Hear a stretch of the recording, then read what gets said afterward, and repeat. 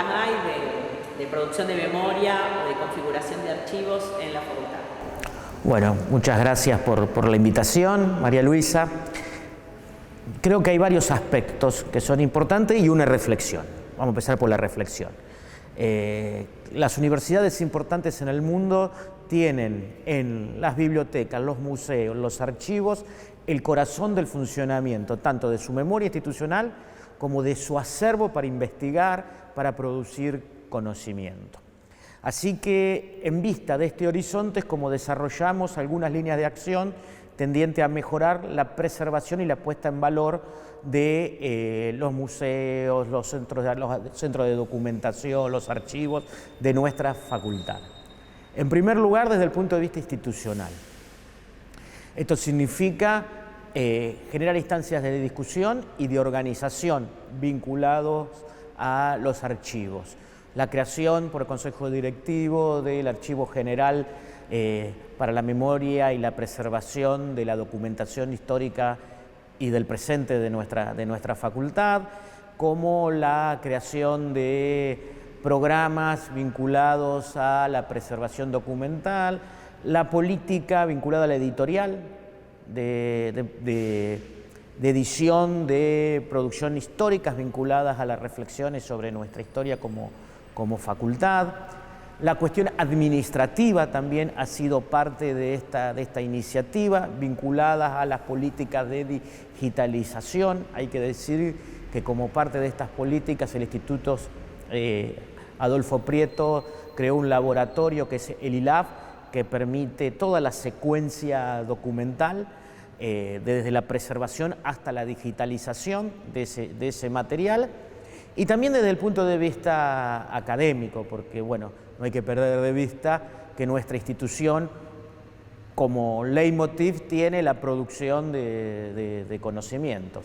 Así que en esa dimensión hay desde asignaturas que han abordado curricularmente las problemáticas, ciclos de complementación curriculares y también programas de investigación tanto en el Instituto de Investigaciones como en el IEH, que también ha hecho de la reflexión en torno a los archivos un núcleo central de su política. Así que se ha avanzado mucho, creemos que todavía falta muchos más. Parte de esta es la puesta en valor de las bibliotecas de nuestras escuelas, que también existen archivos notables y de muchísimo valor. Pero creo que hay que tener en mente, digamos, y como objetivo un esfuerzo constante en estas tres direcciones: fortalecerlo desde lo institucional, desarrollar desde lo académico y poner mucho acento en lo administrativo. Cuando vos asumiste, iniciaste una política de digitalización, ¿no? ¿Por qué se te ocurrió que era importante desplegar esto y qué pasa con los documentos en papel? ¿Desaparecen?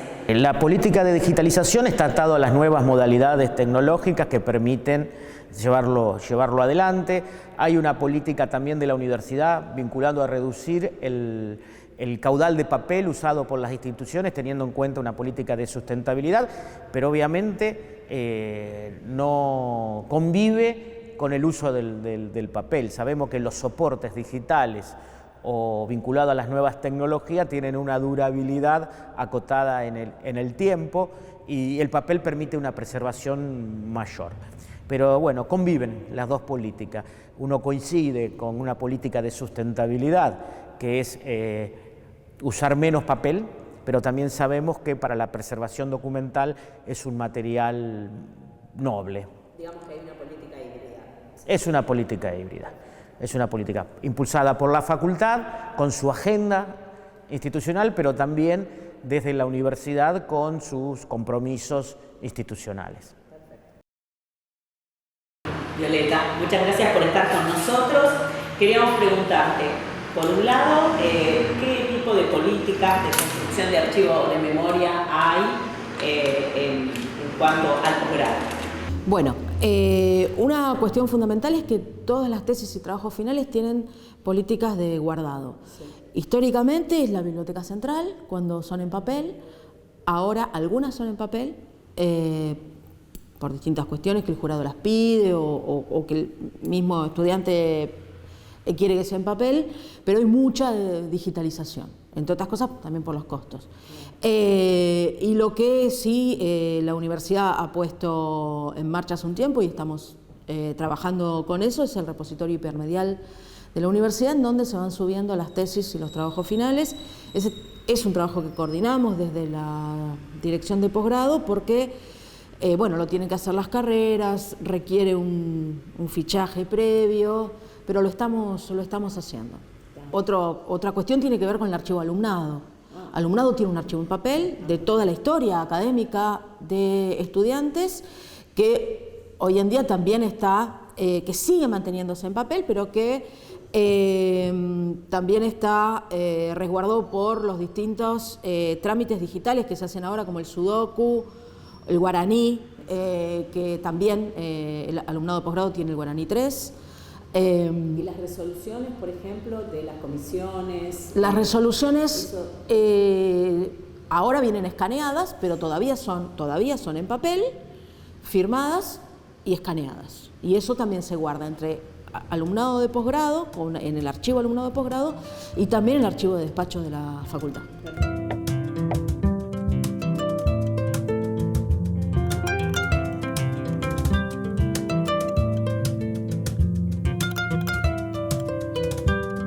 Hola Natalia, bueno, gracias por recibirnos.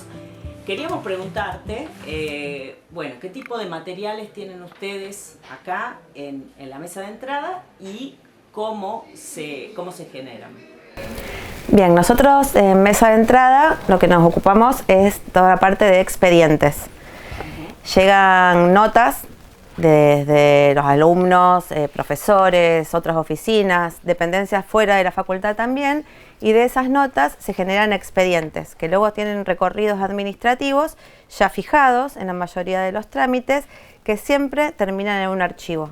El archivo puede ser el archivo de mesa de entrada, que es el que vemos acá, archivo papel y también archivo digital, que es lo más actual, y si no, terminan en los alumnados. Hay dos tipos de archivos solamente: el archivo de mesa de entrada, que es el archivo general de todos los trámites, y el archivo de los alumnados: alumnado de música, alumnado de grado de acá de la facultad, alumnado de posgrado y alumnado de postítulo.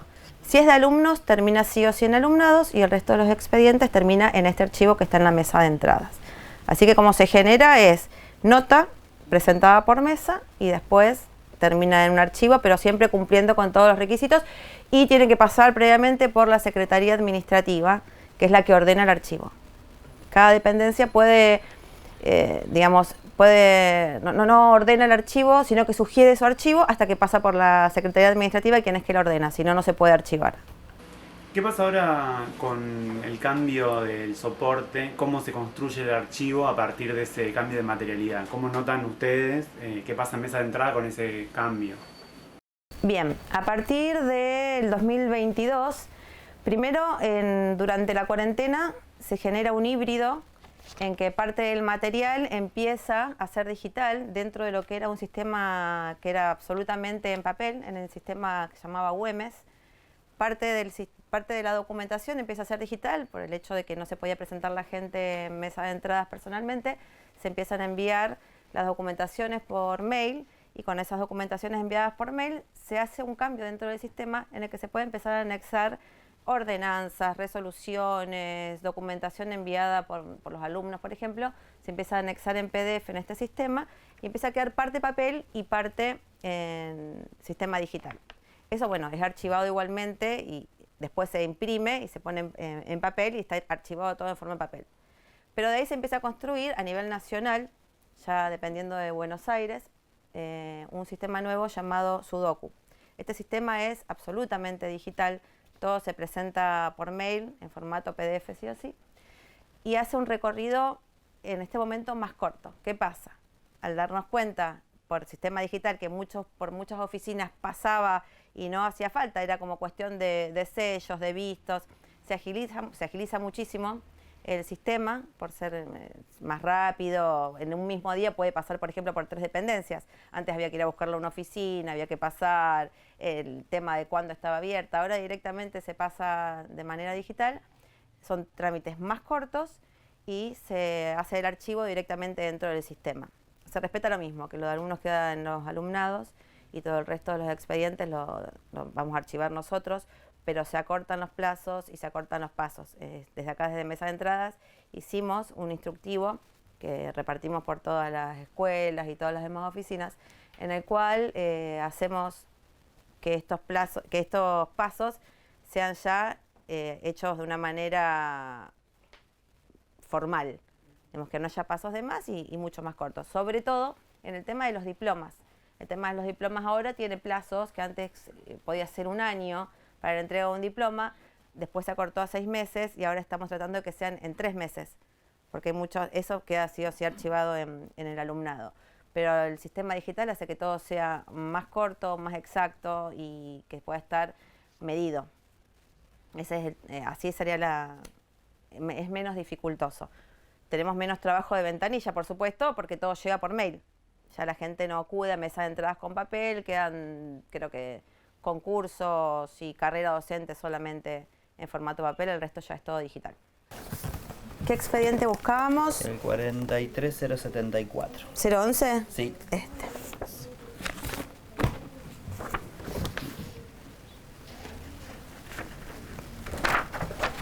Yo te señalo y ves.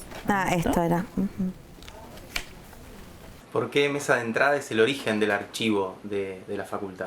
Mesa de Entradas es el origen del archivo porque siempre dicen como que es la oficina pulmón de la parte administrativa sobre todo. Siempre fue un lugar seguro, un lugar con mucha gente trabajando, espacioso. Entonces siempre fuimos soporte de mucho material aparte de los expedientes. Por ejemplo, las ordenanzas, todas las ordenanzas que venían desde sede de gobierno tienen una copia y están acá. También están digitalizadas en este momento, pero siempre una copia viene acá. Todas las resoluciones que venían de sede de gobierno, que ya no eran un expediente, pasaban por acá, donde nosotros teníamos que ir oficina por oficina a entregar una copia quedaba archivada acá. Todo lo que es programas anuales y cuatrimestrales, entraba por Mesa de Entrada, formaba parte de un expediente, se iba repartiendo una copia a las escuelas, otra copia a las bibliotecas general o las bibliotecas de las escuelas, otra se le giraba música, pero siempre fuimos como el soporte del resto, como un backup. Quedaba copia en cada lugar que tenía que quedar, pero acá en nuestras cajas, en nuestros armarios, siempre quedó una copia guardada, porque si nos faltaba en algún lugar, el soporte siempre estaba acá como oficina segura, como un lugar seguro de resguardo, aparte de todo el archivo de los expedientes, de toda la documentación importante de la facultad y algunas de la universidad. Igualmente, dependemos del archivo general que está en sede. Este es el archivo de la Facultad de Humanidades y nos regimos por un reglamento que es de sede de gobierno del archivo general. Si no tenemos algo nosotros es porque está allá. O sea que el archivo está todo guardado, resguardado acá. El archivo de la facultad está todo resguardado acá. Está todo. ¿Y hay alguna forma de resguardo con respecto a ese expediente digital que vos decías? ¿O es exclusivamente digital? Exclusivamente digital. O sea, no hay nada en papel. No hay todavía nada para... ¿Cómo se guarda? Y la manera de guardar es solamente un clic sobre un archivo, hay unas cajitas que es el archivo en Mesa de Entrada y se desarchiva digitalmente, porque ese expediente tiene todo en PDF, todo el material visible, tiene la cantidad de fojas, seguimos manteniendo la costumbre de todo contabilizarlo por páginas. Tiene todo, y si uno, por ejemplo, si nos piden una persona pide ver un expediente, nosotros tenemos la posibilidad de bajarlo todo, de enviarlo por mail. Digamos, hay una manera de mirarlo, pero no hay un soporte papel. Es absolutamente digital. Sí lo había en cuarentena, que cuando nos enviaban la documentación en el otro sistema anterior, que era el Güemes, teníamos que imprimir todo y pasarlo a papel. Ahora es absolutamente digital. A no ser que alguien lo quiera en formato papel para presentar en otro lado, ahí sí se imprime, se sella y se entrega, pero si no es todo digital. ¿Y esa botella qué es? Esta botella en el momento en el tiempo que era el sistema original, el DOS, tenemos un sistema anterior que al no ser digital, al no tener un soporte electrónico, no tenía nombre. Era todo escrito a máquina. Y ese escrito a máquina había un sello con un número que era el número cabeza. Nosotros empezábamos el año con una numeración. Entonces esa numeración tenía un número cabeza. era por rubro y por tema, divisiones de rubros y temas. El primer expediente de un rubro y tema del año tenía un sello rojo y después empezaba a tener ese mismo número con barras y esas barras ya eran en virome. Pero esta tinta era utilizada una vez al año en un sello, o sea que cada vez, capaz que sellábamos 10 expedientes con expediente cabeza, se usaba muy poco y tenía, no sé, debe ser de qué año, pero imagino que 60, 70 y no se usaba nada, entonces quedó todo esto. Y otra botella más que está en decanato, que se la dimos de regalo al decano con la etiqueta, que no está toda, pero parte de ella debe haber. Esto era para los números cabeza. Entonces teníamos primero un sistema en el que era a máquina, después un sistema en el que era ya en la computadora, pero más escueto. Después viene el sistema UM, que ya unifica toda la UNR, y ahora el sistema Sudoku, que unifica universidades a nivel país. Bueno, Mariana, muchas gracias por acompañarnos. Algunas de las cosas que queríamos preguntarte era cuáles son los tipos documentales que hay en el sector de alumnado y también cómo se genera la documentación. Bueno, en el caso de lo más importante que hay en este alumnado son el tema de la documentación de egresados. Eso está todo en papel de los 77 años de la universidad. No tenemos psicología porque se fue en el 85 y a partir del 2020 tenemos documentación digital. De todas maneras, hasta que no llegue el diploma digital, el papel no va, el diploma digital con la firma digital, vamos a seguir teniendo documentación en papel.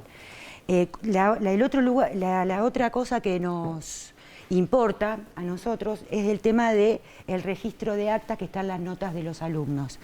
Esto representa mucha parte de las cajas que están acá y del otro lado de los años 70 y bueno, hasta el momento.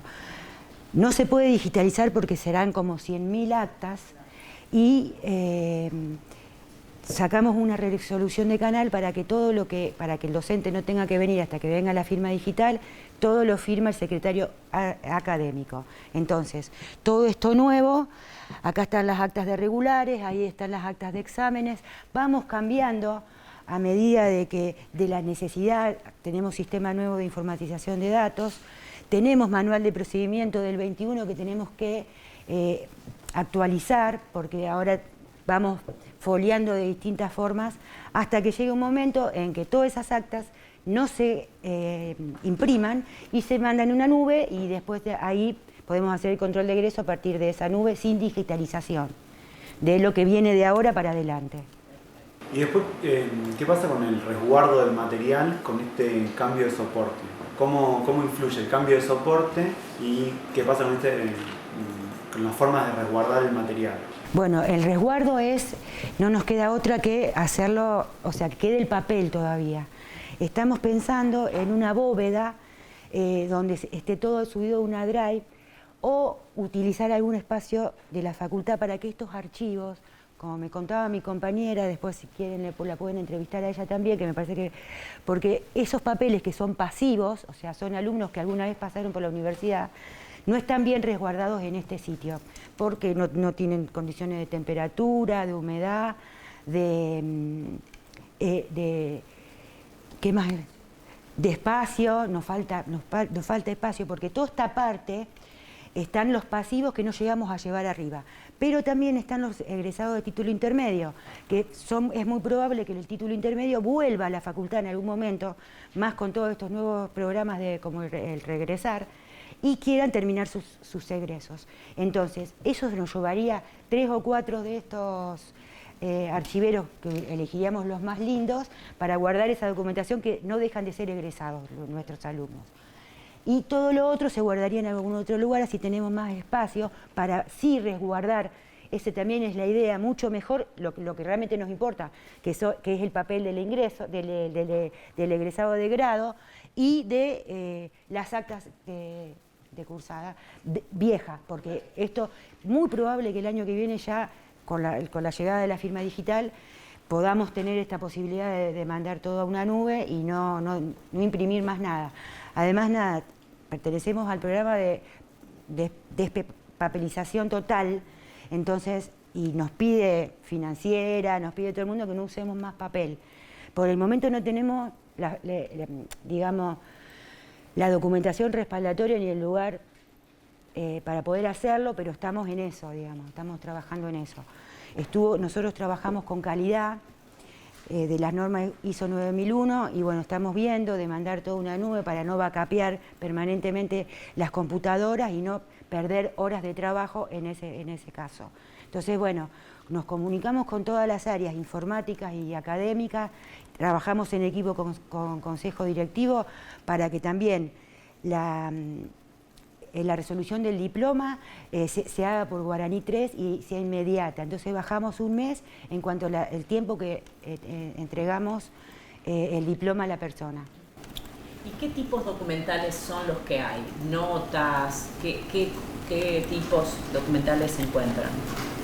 Digamos, ¿solamente hay notas de alumnos o no entran notas? No, el egreso es muy particular porque se va viendo la evolución, porque por ejemplo tengo profesores que egresaron a su momento, ya están jubilados, y se ve la evolución, toda la parte que pasó por la dictadura, cómo ingresaban las personas, qué documentación se requería en ese momento. El acta en particular, también, por ejemplo, en los 80 se hacía por duplicado con una máquina de escribir. Después en los 90 vino el primer sistema de informatización, que fue la DIU. Después migramos en el 2010 al Guaraní 2 y ahora en el 2024 al 3. Todo eso hace que tenga nuestra documentación, que esté en una computadora y tenga seguridad, nadie lo pueda tocar.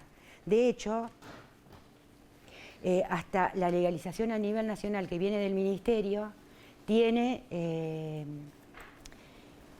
un QR que no se puede romper, o sea, el diploma no puede editarse. ¿Cuál es la importancia del archivo de alumnado para la facultad y la universidad? Bueno, en realidad es tan importante como dar clases en un aula, porque yo estoy convencida de que la excelencia administrativa la excelencia académica viene de la mano de la excelencia administrativa. Entonces, si nosotros logramos darle seguridad a nuestros alumnos y a nuestros docentes de que las notas que sean pasadas sean realmente lo que le pasó al alumno, entonces, bueno, eso es como fundamental. Y además, de que el alumno lo antes posible tenga su egreso. Ahora viene una nueva reglamentación que es suplemento al título. O sea, estamos garantizándole al alumno que hizo materias de más, idiomas de más, y les va a aparecer en su egreso. Ayudantías, todo lo que el traspaso por el alumno de la facultad que se vea reflejado en el egreso. Entonces es muy importante porque después eso le va a favorecer al alumno para tener beca CONICET, para tener beca en el exterior. Entonces, bueno, se está trabajando justamente para que cada vez este lugar, no solamente en la Facultad de Humanidades, sino en cada unidad académica de la UNR, se consiga esta excelencia administrativa. Bueno, acá tenemos guardados a los alumnos activos. Todos los que están en estos legajeros de acá están por orden alfabético y por número de legajo. Y son todos los que están cursando en este momento. También acá guardamos los que tienen títulos intermedios. Ahora les voy a mostrar a dónde tenemos los pasivos. Buscamos también por letra y por número de legajo. Entonces, cuando los alumnos quieren retomar las actividades, los buscamos.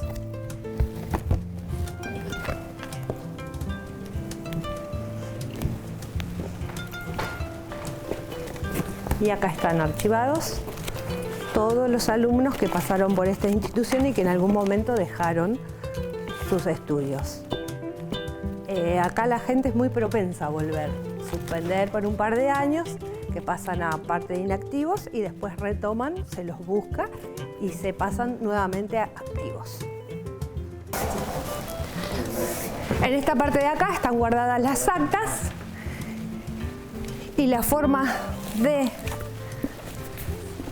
mostrarlas después son armándolas en biblioratos para su mejor conservación. Ahora les voy a mostrar algunos egresados antiguos. También están acomodados por carrera, por orden alfabético y número de legajo. Acá tengo uno y les voy a mostrar que antes era todo en máquina de escribir o en forma manual.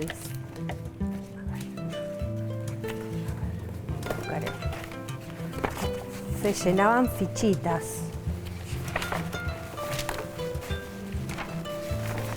Justo no tengo ninguna. Bueno, y acá también está guardada la documentación de cada alumno.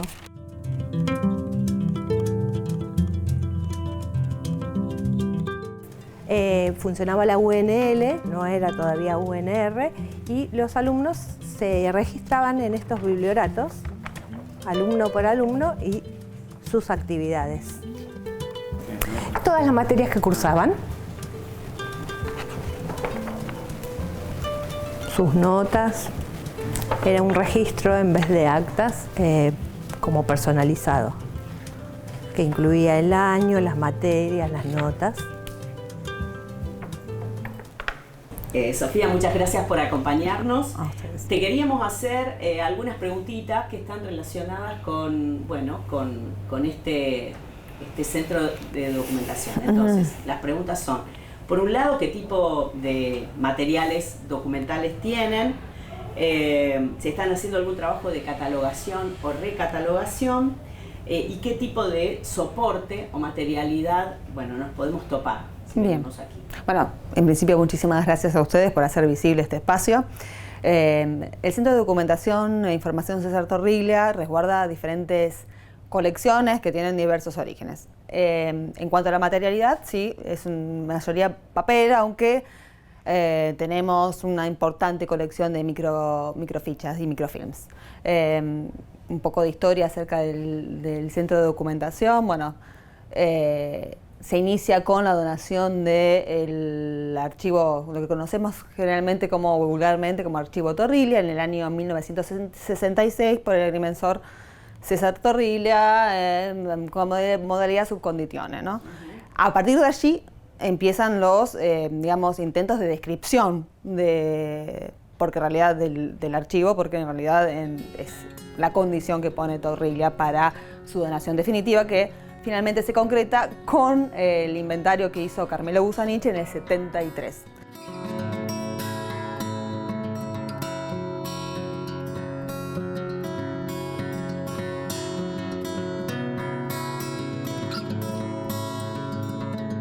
En 1996, María Luisa Mújica publica también un inventario de la serie Legajos del Archivo Torriglia, porque bueno, el archivo tiene diferentes series, series.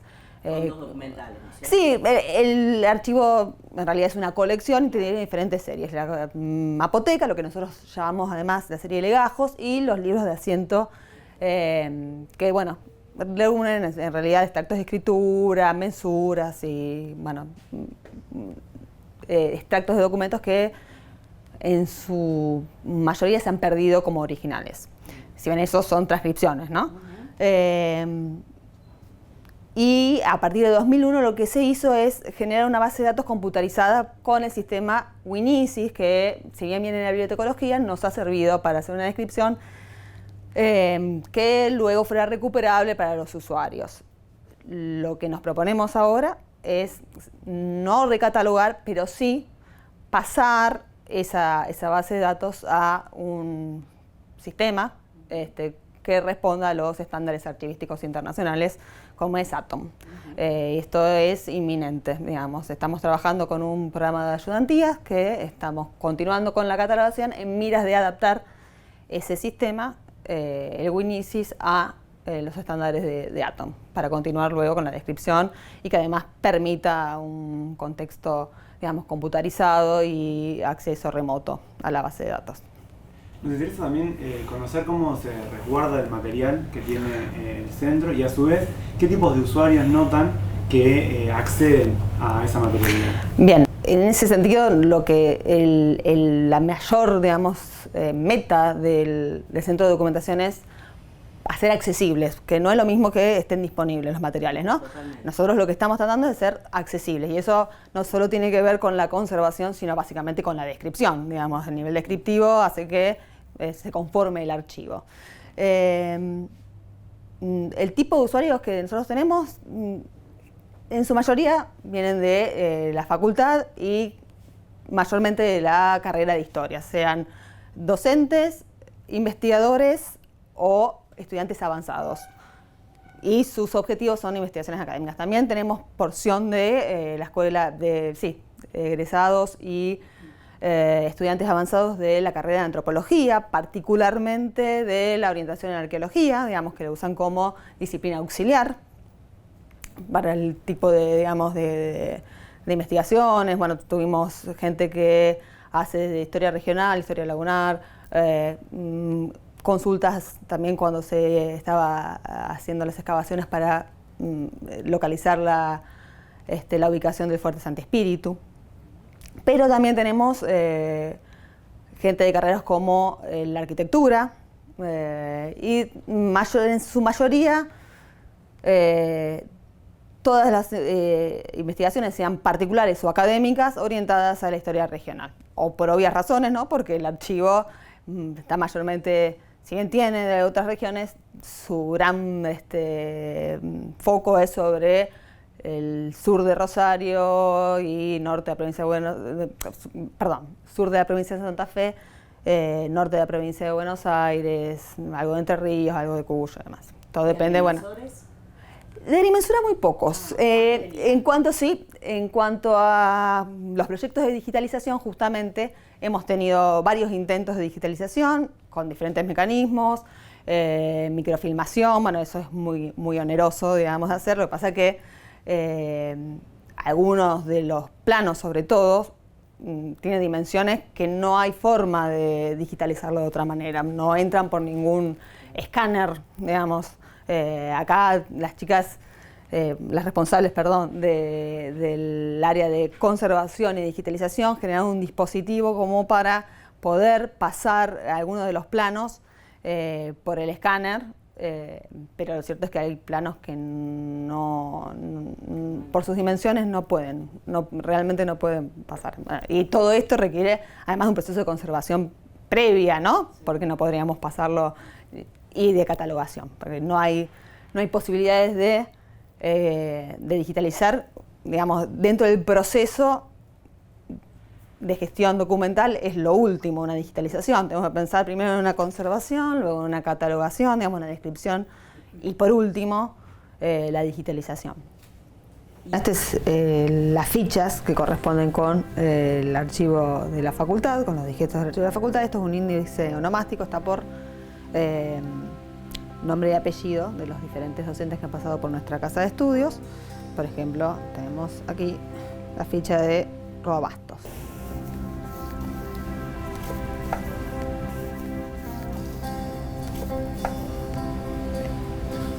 Vamos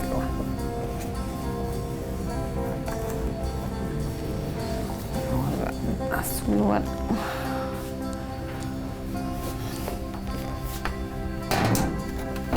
Bueno, y acá tenemos también antiguos lectores de microfichas y microfilms. Vamos a guardar que este tenía. Este está bueno.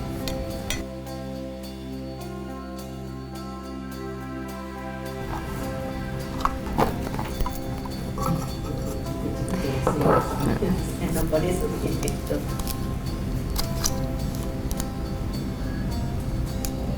Ahí están. Sí. Genial.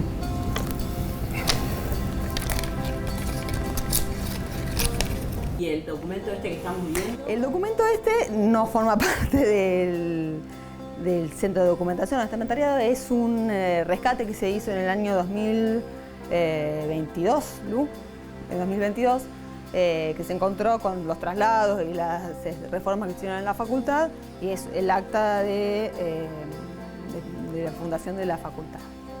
Estaba enmarcado y justo estaba haciendo la conservación del documento. Perfecto. Bueno, Lucía, acá estamos en el Centro de Conservación Preventiva. Nos interesa un poco dialogar con vos cuáles son las políticas del área, ¿no es cierto? Y qué estrategias o cómo piensan la digitalización de su archivo, de su materialidad. Bueno, nosotros acá en el ILAB somos básicamente un conjunto de laboratorios que está destinado a la gestión documental de documentación de archivo. Funcionamos de manera integral porque si uno piensa en términos de sistema de gestión documental, esos sistemas suelen tener una serie de etapas concatenadas que se necesitan mutuamente, en el cual la conservación es la primera etapa fundamental porque cualquier documentación a la que no se le ha brindado conservación y por lo tanto no está estabilizada o puede presentar diferentes agentes de deterioro que inclusive pueden ser nocivos para el ser humano, eso obstaculiza e impide pasar a cualquier otra instancia de ese sistema de documentación de gestión documental, como puede ser la identificación, la descripción o la digitalización, que es la última etapa dentro del sistema. Entonces en el ILAB yo soy responsable del Laboratorio de Conservación Preventiva. Realizamos toda una serie de tareas de conservación destinadas a estabilizar la documentación que después va a ser tratada en las posteriores etapas de ese sistema. Tenemos distintos proyectos, un poco vamos respondiendo a las necesidades que presenta la universidad. Generalmente hay fondos o colecciones que presentan un avanzado estado de deterioro por distintas contingencias que han sucedido en la universidad a lo largo del tiempo, desde inundaciones o cualquier tipo de catástrofe que haya podido ocurrir, que haya afectado grandes fondos documentales o colecciones documentales de la universidad. Entonces nosotros trabajamos un poco a demanda, si se quiere, a medida que nos van consultando vamos diseñando planes de rescate con distintas etapas, vamos convocando desde ayudantes hasta voluntarios que nos han ayudado a rescatar y poner en valor porciones de documentación muy importantes que estuvieron muy comprometidas. En este momento, por ejemplo, estamos trabajando con un fondo de muchos, casi 50 metros lineales, muy importante, que pertenecía a la aduana de Rosario. La aduana es el productor, esa documentación llegó a la universidad hace varias décadas. Y se encontraba en un estado de deterioro muy avanzado, por lo cual convocamos a ayudantes y a voluntarios que se quisieran sumar y nosotros desde el laboratorio los capacitamos en conservación preventiva y también ya un poco más interventiva, que implica avanzar un poco más sobre la documentación que está deteriorada para poner un freno a la presencia de hongos, de insectos o de distintos tipos de deterioro que impiden manipular la documentación para digitalizarla o para inventariarla.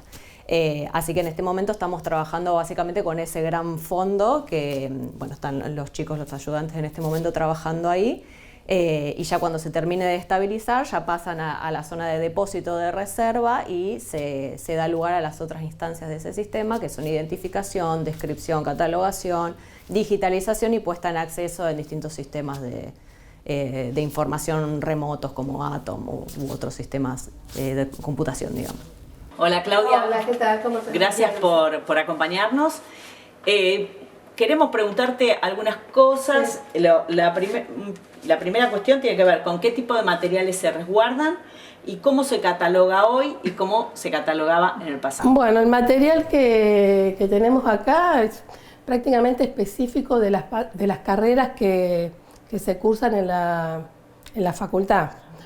Filosofía, una amplia gama de las literaturas, incluso tenemos libros del siglo XIX, material de referencia.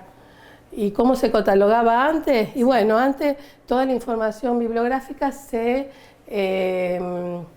traspasaba, se escribía a máquina en las fichas. Esa era la forma de catalogación.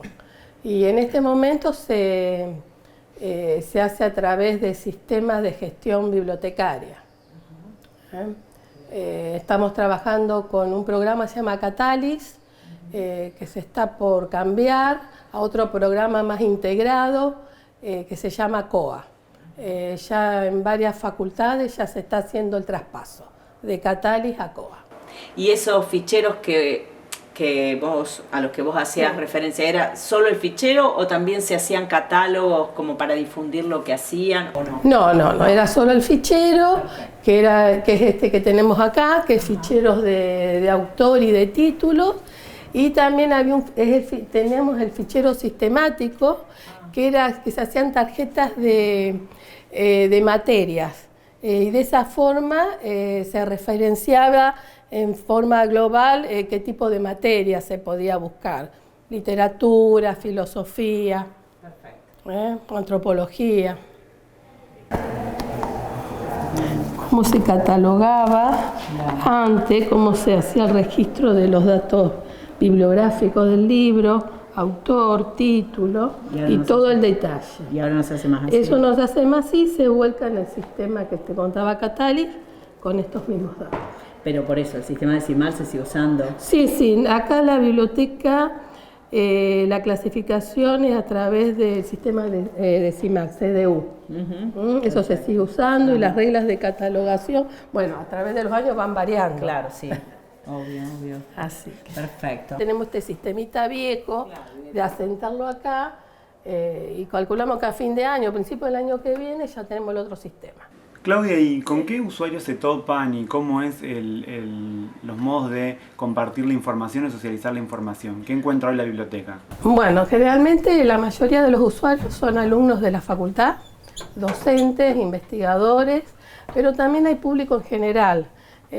Suelen venir alumnos de colegios terciarios, secundarios. Ese es el público que frecuenta la biblioteca. ¿Y qué forma de publicidad o de formato que tienen? Sí, por Facebook y por Instagram. Publicamos las novedades. ¿Y se puede acceder a un catálogo de lo que hay? Sí. Tenemos el catálogo virtual de la universidad. Ahí lo conforman todas las bibliotecas de la UNR y las escuelas. Y ahí hay un catálogo donde se puede consultar todo el material que está en la biblioteca. Y en esa misma página también se difunde las novedades. Ante la supuesta democratización y múltiples posibilidades de acceso a la información que supone Internet, ¿de qué modo la biblioteca se presenta como una institución fundamental histórica de acceso a la información? Bueno, hay bases de datos digitales que compró la universidad. Una de ellas es Vidi, esto es nuevo, se compró el año pasado, que tiene más de 1 millón de libros y de títulos. Y también está la biblioteca electrónica del MinSit, que es más específico para docentes o para postítulo, posgrado, doctorado. A través de eso se difunde. Y también, como dije antes, la biblioteca virtual, donde se están incorporando los registros para que los alumnos desde su casa puedan acceder a la información. Claro, la biblioteca viene gracias a Internet también potencia sus posibilidades de brindar. Y los alumnos cuando vienen acá, nosotros hacemos referencia a eso y se lo ayuda. Hay una computadora a disposición de ellos, de eso, para que se pueda buscar la información. Bueno, hola Sofía, muchas gracias por estar con nosotros. Queríamos preguntarte algunas cuestiones que tienen que ver con el programa de preservación. Por ejemplo, ¿cuáles son los tipos documentales que tienen el programa? ¿Cómo construyeron el programa? Y si están catalogando o trabajando y cómo hacen esto con los materiales.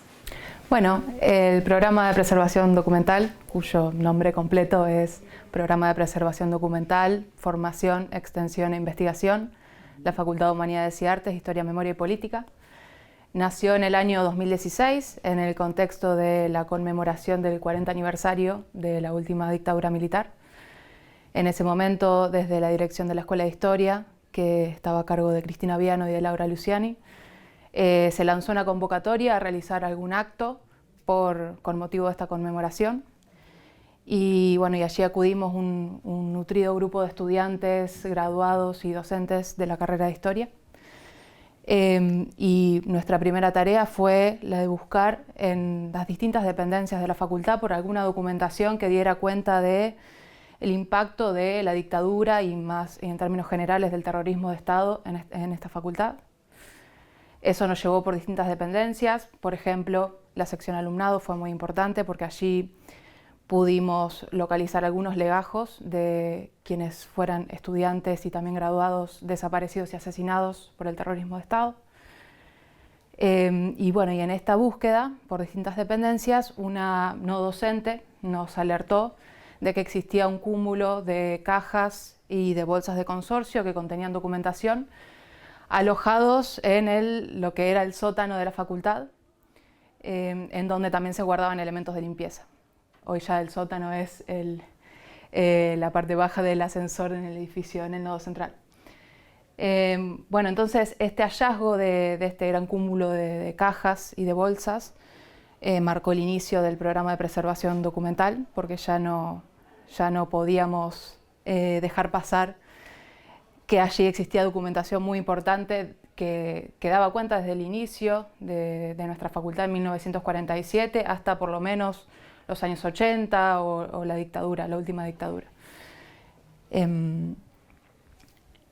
Esto, bueno, acerca de los inicios del programa, que nos da la pauta de algunas características que tiene el programa y que tuvo a lo largo de estos años, como por ejemplo que está integrado por estudiantes, docentes y graduados de la carrera de Historia. Esto da la pauta de que tuvimos que, en primer lugar, de que nuestra mirada es, en principio, desde la historia hacia estos documentos. Distinta será la mirada de archivistas, seguramente. Y entonces tuvimos que formarnos en algunos rudimentos de archivística para poder acceder a ese material y para poder ponerlo a disposición. Y también nos da la pauta de que el proceso formativo, no solo en archivística, sino también en historia, digamos, en el oficio de hacer historia y de mirar documentos y de ponerlos en valor, también fue algo muy importante en el transcurso de este programa. Es decir, la importancia del programa no solo la medimos nosotros por los resultados, es decir, por los documentos más salientes o más importantes, sino también por todo este proceso formativo de muchos estudiantes que en ese momento éramos jóvenes en los primeros años de nuestra carrera, que pudimos también acceder, muchos por primera vez, a la documentación histórica en papel, digamos, a la materialidad del documento. ¿Y qué tipo de documentos encontramos en el programa de preservación, Sofía? Bueno, el programa alberga, digamos, los documentos que se encontraban en el sótano eran los documentos producidos por la institución en el ejercicio de sus funciones. Esto incluye mayormente expedientes y notas, también incluye algunos legajos de estudiantes que mayormente no se graduaron, incluso de estudiantes de los primeros años de la facultad, del año 47, 48. También incluye actas de examen, en las cuales, por ejemplo, encontramos evidencias de estudiantes desaparecidos y asesinados a través de estas actas de exámenes. Incluye un pequeño cúmulo de libretas universitarias, por ejemplo. Entre otros materiales, por ejemplo, también hay una chequera de cuando la facultad fue arancelada en la dictadura. Bueno, hay una variedad de tipos documentales. ¿Y qué políticas tienen para la catalogación y el resguardo de esos materiales? Bueno, como decía, nosotros somos historiadores, historiadoras y estudiantes, entonces para darnos una política de catalogación y de guarda tuvimos que consultar con expertos archivistas y también hacer un poco lo que podíamos con los materiales a los que accedimos. Entonces, en principio, bueno, algo muy importante es el cambio de la caja que contiene el documento. Entonces, bueno, conseguimos cajas de polipropileno. Y lo que hacemos es ir relevándolos, ir trasladándolos de caja e ir inventariando los documentos que consideramos relevantes, digamos, tratamos de inventariar la mayoría de ellos. O sea, alguna cosa que les parece relevante levantar, además de por ahí los tipos documentales que son variopintos por lo que nos estás contando, ¿no es cierto? El expediente y la fecha, que los expedientes ya están ordenados cronológicamente porque tienen un número de expedientes, están numerados.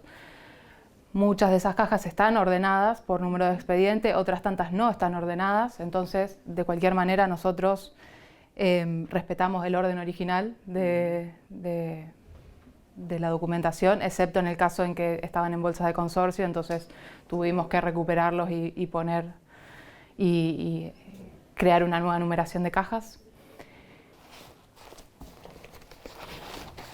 El material está a la vista de usuarios porque, bueno, permitimos el acceso a los usuarios en la medida en que podemos, es decir, nosotros trabajamos todos los jueves, entonces eso está abierto para que quienes quieran venir a consultarlos. Pero sí, la digitalización fue un tema desde el comienzo y, bueno, en algunos periodos de la trayectoria de este programa, que ya tiene varios años, sí digitalizamos partes de la documentación, sobre todo la parte que considerábamos más relevante y que también estaba en peligro de no conservarse.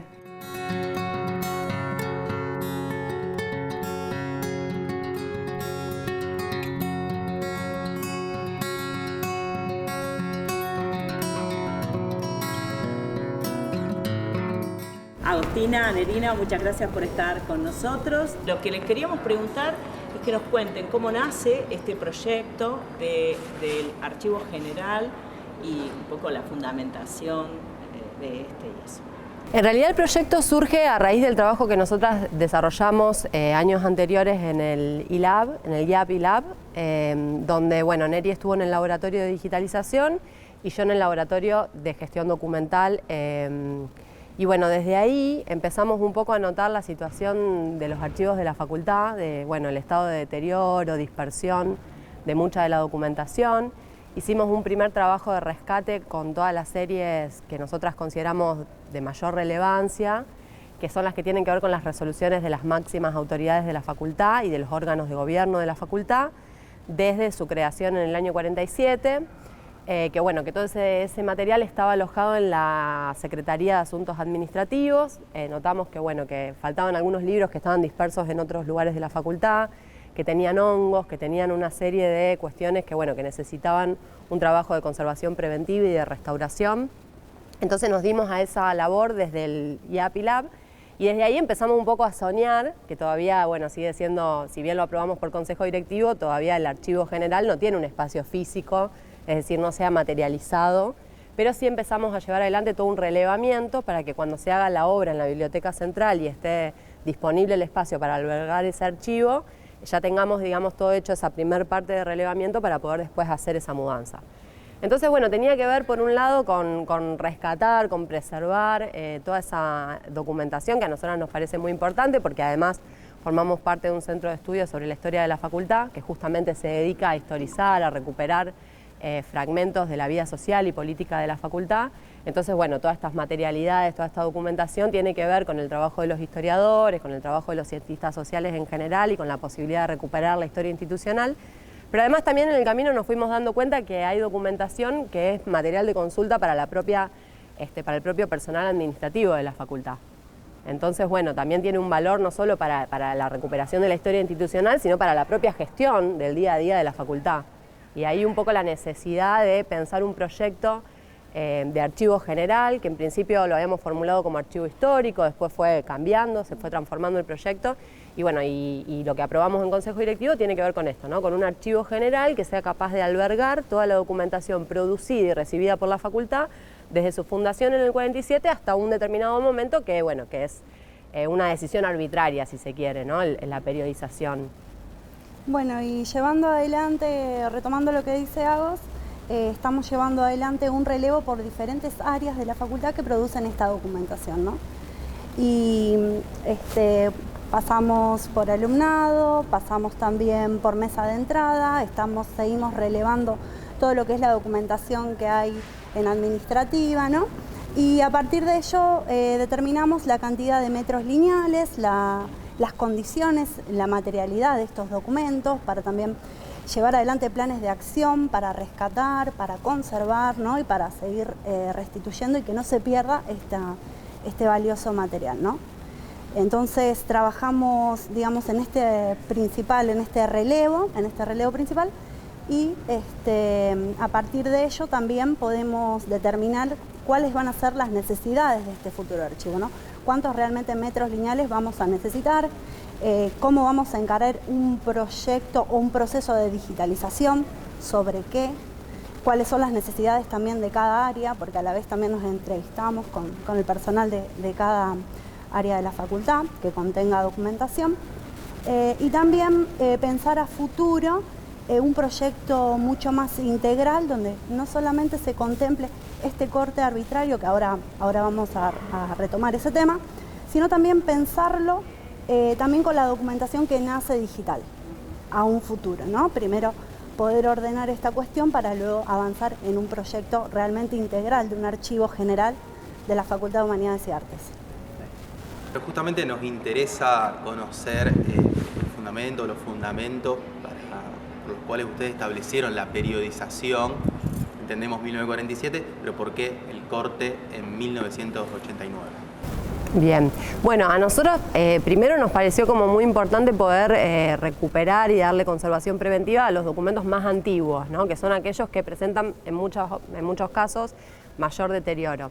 Pero además después teníamos el desafío de decir, bueno, ¿hasta qué periodo de tiempo tomamos? ¿Qué documentación va a formar parte del archivo y cuál no? Y eso tiene que ver también con las necesidades de la propia administración de la facultad, porque hay documentación producida en las últimas décadas que todavía continúa siendo material de consulta para quienes trabajan en las distintas dependencias. Entonces ahí, un poco conversando con el decano, con Adriana, que está un poco a cargo de todo este proyecto, pensamos en el corte del 89, porque la documentación posterior todavía continúa siendo material de consulta. No obstante, ese corte todavía está abierto a futuras revisiones, digamos. Lo que planteaba Neri de plantear o de pensar un archivo general que contenga no solamente toda la documentación producida en soporte papel, teniendo en cuenta que la facultad encaró un proceso, a partir de ahora se está generando toda la documentación en soporte digital. Ya no se produce más documentación en soporte papel. Entonces, bueno, pensar una posibilidad sería, pero esto todavía no está definido, tiene que ser materia de debate, también con los propios actores involucrados, es decir, tener en cuenta lo que opina, no sé, Mariana en el alumnado, qué documentación va a seguir necesitando para la consulta. Bueno, en cada dependencia hay personas que trabajan con esa documentación, entonces la idea para nada es entorpecer ese trabajo, sino todo lo contrario. Y por eso la digitalización está pensada no solamente para las materialidades documentales más antiguas, que por ahí son materia de consulta, sobre todo de trabajos historiográficos, sino también empezamos a pensar que la documentación de las décadas recientes, de estar digitalizada, facilitaría muchísimo el trabajo también administrativo al personal de la facultad. Y esto fue una necesidad que plantearon muchos de los trabajadores de la facultad a la propia Adriana Dana. Entonces, bueno, pensar la digitalización no solo para ayudar o colaborar o de alguna manera poner a disposición esa documentación para los trabajos de investigación, sino también pensar cómo nosotros podemos colaborar desde el Archivo General con el propio trabajo administrativo de la facultad. Entonces ahí se abre como una pregunta de si el corte del 89 va a ser finalmente el corte que se tome, o si vamos a reversionar eso y pensar en otra posibilidad, si vamos a incluir la documentación que nace digital. Eso, por supuesto, sería un trabajo mucho más ambicioso, ¿no? Como lo planteaba Neri. Y bueno, pero en principio la misión está sobre todo en poder rescatar la documentación que está en situación de deterioro y en poder hacer todo este gran relevamiento para que cuando tengamos el espacio físico podamos realizar la mudanza. Y en un segundo momento o a futuro también hay que pensar en esto, ¿no? En la documentación digital, en la documentación posterior al 89. Y ahí, bueno, es todo un proceso que hay que, de alguna manera, consensuarlo, ¿no? Con las autoridades, con el personal de la facultad, con los directores de escuela, en relación a la documentación que albergan las escuelas también. Así que es como bastante complejo y tiene varias aristas. Y son decisiones que tenemos que tomar en comunidad, digamos, que no vamos a tomar a Adriana, Nerina y yo, sino que tenemos que consensuarlo y llegar a un consenso que nos facilite a todos el trabajo, teniendo en cuenta la voz de los actores. Y en base a eso, ¿para qué criterios utilizan para construir el archivo en sí? Tenemos una deuda, si se quiere, con lo que hace este campo, y bueno, tenemos una deuda ahí con los archivos que esperamos poder empezar a colaborar para resolver esa situación. Adriana, muchas gracias por estar con nosotros. Una de las cosas que te queríamos preguntar es cuáles son, si hay algún tipo de política de construcción de archivo memoria de la facultad. Desde el punto de vista estrictamente institucional, no existe un archivo histórico, no existía un archivo histórico general. Sí, innumerables programas que estaban esparcidos en distintos o radicados en distintos lugares de la facultad. No obstante eso, era en realidad un problema de una deuda de mi gestión como directora general, porque a mí me corresponde aplicar lo dispuesto en la ley 27275, que es la que consagra y regula el derecho constitucional de acceso a la información pública. También es importante aclarar que el acceso a la información pública no solo tiene que ver con que esté publicado, tiene que ver con que el particular pueda solicitar ese acceso, pueda utilizarlo, preservarlo, copiarlo. Y me parece que es muy importante porque es una forma de visibilizar un derecho que para muchos hoy es realmente invisible. Por otro lado, también es parte de mi gestión aplicar lo dispuesto por la ley 27250, que es la ley de preservación del patrimonio antropológico, histórico, cultural y artístico. Está consagrada en esta ley como una política de Estado. Esto incumbe especialmente a una facultad como la nuestra, que sin lugar a dudas es una gran constructora de memoria, alberga obras de arte. Creo que para nosotros es fundamental. Este proyecto unificador surgió por el impulso de algunas docentes jóvenes, lo llevamos al Consejo Directivo y fue también aprobado por unanimidad. ¿Cuál es el recuerdo? ¿Cómo manejan los documentos nacidos digitalmente en la actualidad? En el caso de las resoluciones, que es el órgano, es la cuestión administrativa puntual donde esta institución emite y da vida a todo lo que hace, es el mayor acto administrativo de la universidad, va a ser necesario conservar una copia en papel y también tendremos que trabajar para que esa copia en papel se preserve en las mejores condiciones.